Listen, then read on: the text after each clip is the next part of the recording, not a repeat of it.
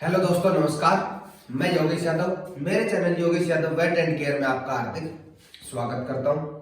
जो भी भाई लोग, जो भी पशुपालक है या वेटनरी स्टूडेंट्स हैं, जो मेरे इस चैनल से नए जुड़े हैं, वो कृपया करके इस चैनल को पहले सब्सक्राइब कर लें और साथ में ऑल वाला बटन दबा लें, जिससे आने वाली हर जानकारी, हर वीडियो की जब भी अपलोड होती है आपको समय समय पर मिलती रहे। तो पिछले वीडियो के अंदर मैंने आपको बताया कि आप एफएमडी की पहचान कैसे कर सकते हैं और एफएमडी के देसी उपचार अपने पशुओं पे आप कैसे कर सकते हैं और कैसे अपने पशुओं की जान एफएमडी से बचा सकते हैं। तो सबसे पहले तो मैं आपको ये बता देता हूं कि एफएमडी होती क्या है। एफएमडी बीमारी जो हमारे क्षेत्र में आज के दिन फैल रही है, जिसको देसी भाषा में भार बोला जाता है, तो एफएमडी होती क्या है और वो कैसे फैलती है और उसका क्या ट्रीटमेंट है, और वो भी पूरा अंग्रेजी ट्रीटमेंट जो हम वेटनरी डॉक्टर्स करते हैं, वो ट्रीटमेंट आज को मैं आपको बताऊंगा। तो सबसे पहले मैं आपको बताता हूँ कि एफएमडी होती क्या है। आप देख रहे हैं एफएमडी, इसका पूरा नाम होता है फुट एंड माउथ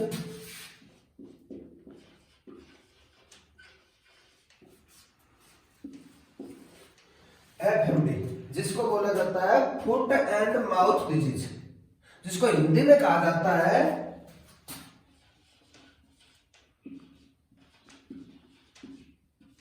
खुरपका व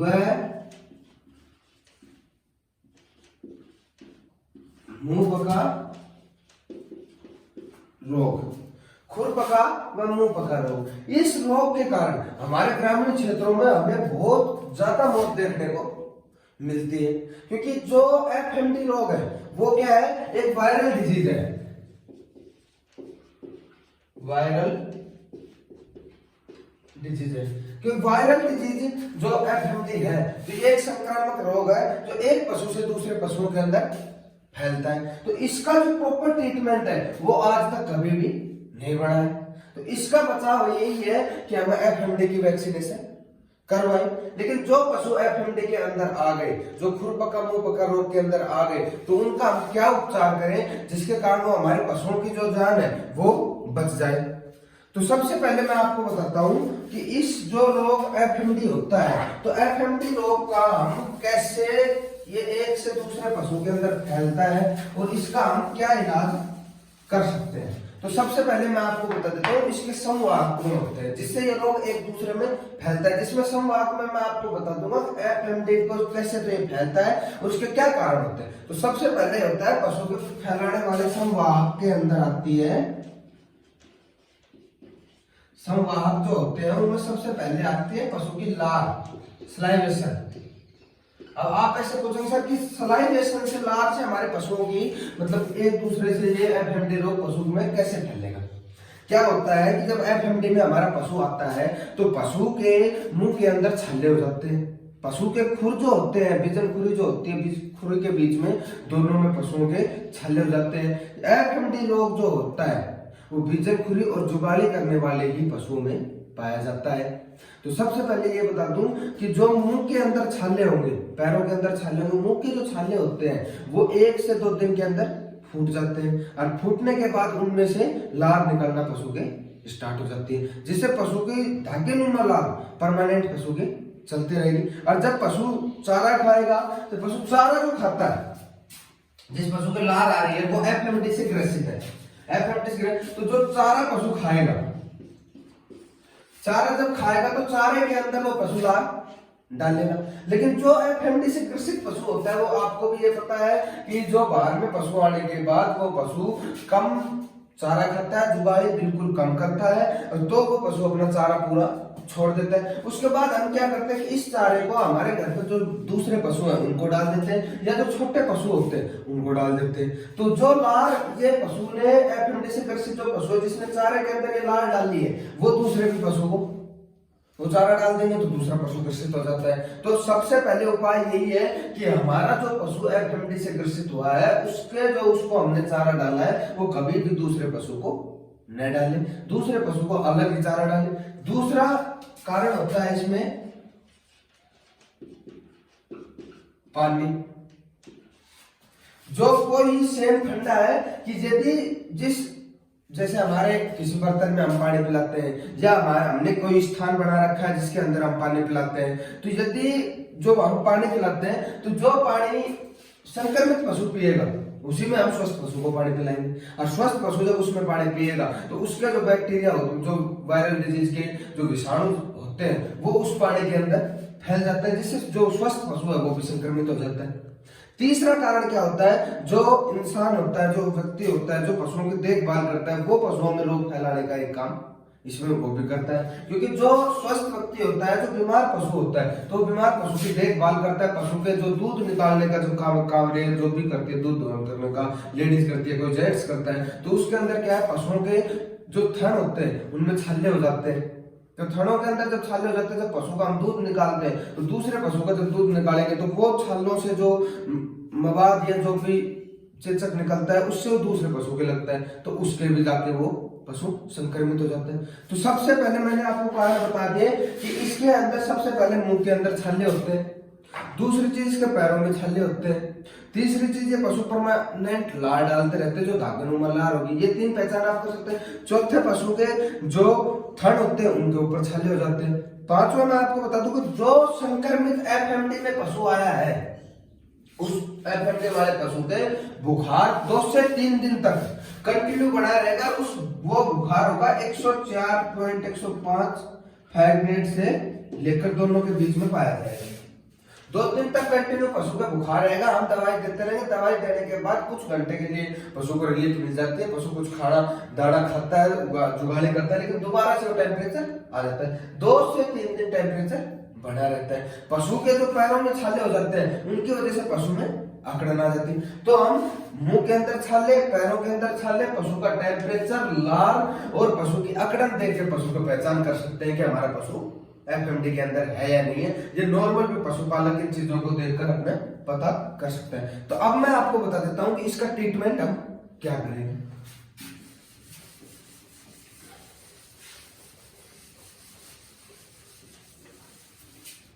ट्रीटमेंट के अंदर मैं आपको दोनों चीजें बताता हूँ, एक मैं प्रेग्नेंट पशुओं का, एक नॉन प्रेग्नेंट पशुओं का हम कैसे इलाज करेंगे वो मैं दोनों बता देता हूँ। इधर मैं लिख देता हूँ प्रेग्नेंट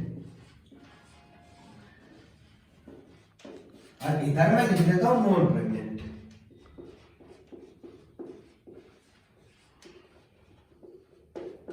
ठीक है, अब मैं प्रेग्नेंट और नॉन प्रेग्नेंट का दोनों का अलग अलग ट्रीटमेंट बताऊं।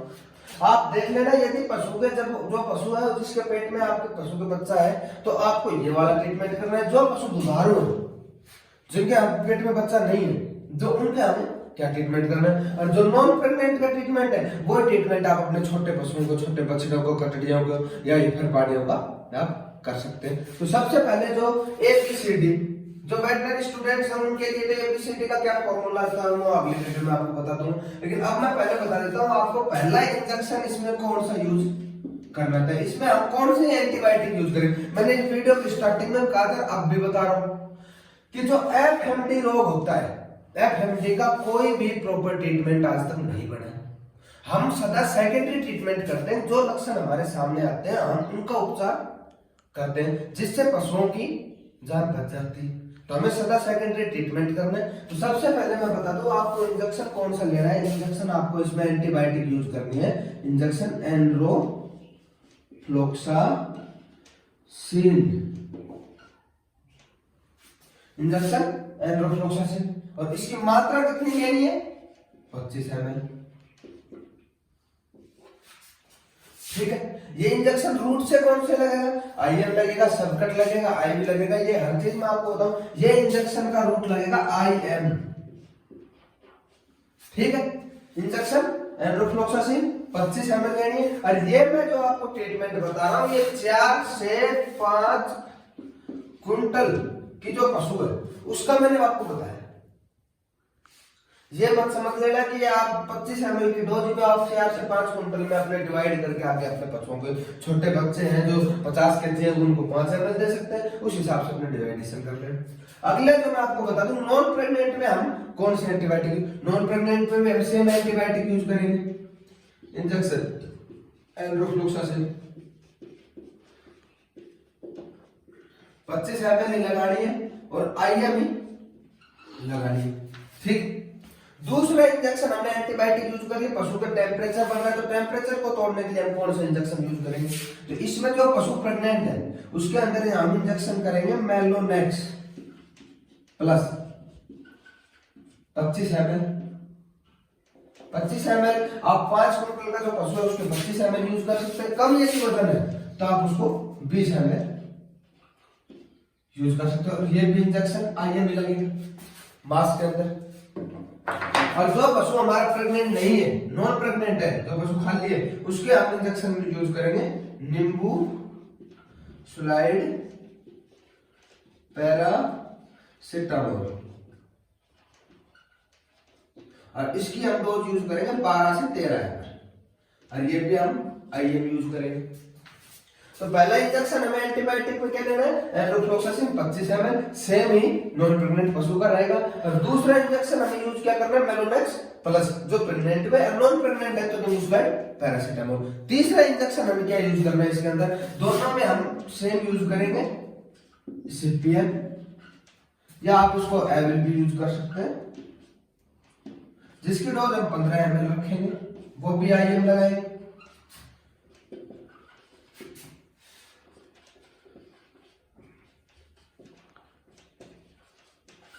ठीक है।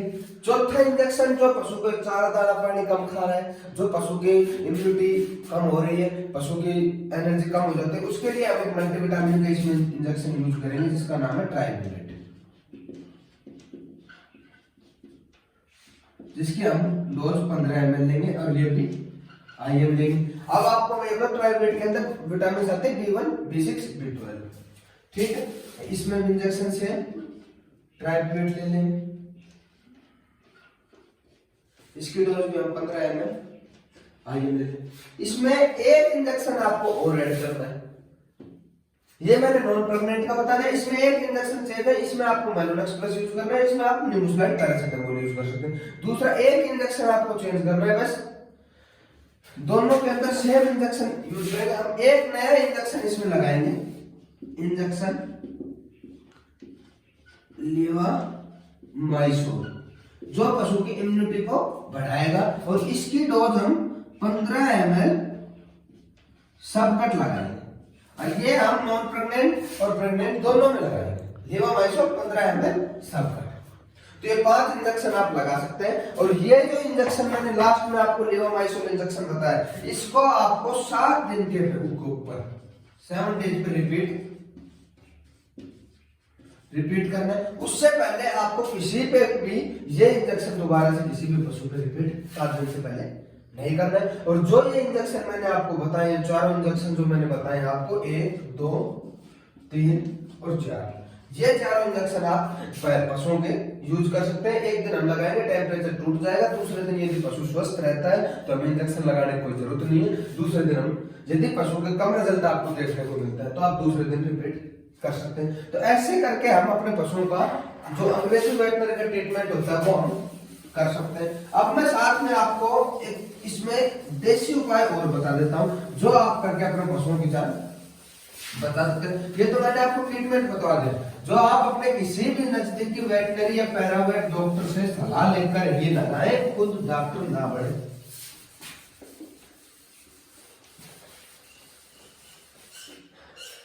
उसमें आपको क्या करना है, आपको हर मेडिकल पे हर गांव के हर दुकान के ऊपर मिल जाएगी ग्लिसरीन, हिंदी में लिख देता हूं, ग्लिसरीन मिल जाएगी 100 ml लेना। और दूसरे नंबर पे आपको मिल जाएगा बोरिक एसिड 20 ग्राम। बस आपको करना क्या है कि इसके अंदर से 20 ml ग्लिसरीन ले लेना, प्लस में 5 ग्राम ले लेना बोरिक एसिड। और इन दोनों का जो एक लेप है वो बना लेना। और लेप बना के पशु के दोनों मुंह होता है, मुंह के अंदर आप उसका लेप कर देना सुबह शाम पशु चारा खाने के बाद में। ये दोनों आप कर सकते हैं। इसमें चारे के अंदर हम क्या करेंगे, ये तो मैंने आपको मुंह का बता दिया। और जो पशु के पैरों में छाले हो जाते हैं उसमें क्या करना है, हमें लाल दवा पोटेशियम परमैंगनेट उसको लेना है, पोटेशियम परमैंगनेट से दोनों पैरों को धोना है। उसके बाद हम कोई भी स्प्रे या बिटाडीन कुछ भी जो हमारे घरों को भर सकती है, जो आपके क्षेत्र में नजदीक मिल जाए, वो ट्यूब आप यूज करके उसके पैरों के अंदर लगा सकते हैं। ये अंग्रेजी ट्रीटमेंट मैंने बता दिया, मुंह का मैंने बता दिया, पैरों का मैंने बता दिया। अब आप डाल क्या सकते हैं, इसके अंदर आप पशुओं को दलिया डाल सकते हैं, जो आप भिगो कर भी डाल सकते हैं और जो आप पका कर भी डाल सकते हैं। इसमें आप हरा चारा डाल सकते हैं, आपके क्षेत्र में जो भी हरा चारा उपलब्ध है आप वो पशुओं को डाल सकते हैं। दलिया और हरा चारा हम अपने पशुओं को खाने में दे सकते हैं। साथ में हम ये आपको बता दें, दलिया हरा चारा जो भी जैसे तोरा डालते हैं कई जगह, कड़पी डालते हैं कई जगह, तो वो पशुओं को क्या मुंह में छाले हो जाते हैं। पशु जब उसको चबाता है, पशु अंदर निगलने की कोशिश करता है, तो उसमें पशु के दर्द महसूस होता है, तो पशु खा नहीं पाता है। तो आप ज्यादा से ज्यादा दलिया और हरा चारा का इसमें उपयोग कर सकते हैं। तो ऐसी वीडियो देखने के लिए आप मेरे चैनल को सब्सक्राइब कर लें, साथ में लाइक और शेयर करें। अब ये जो हर वीडियो में आपको हर प्रोडक्ट के बारे में, हर बीमारी के बारे में स्टेप टू स्टेप बताऊं। धन्यवाद।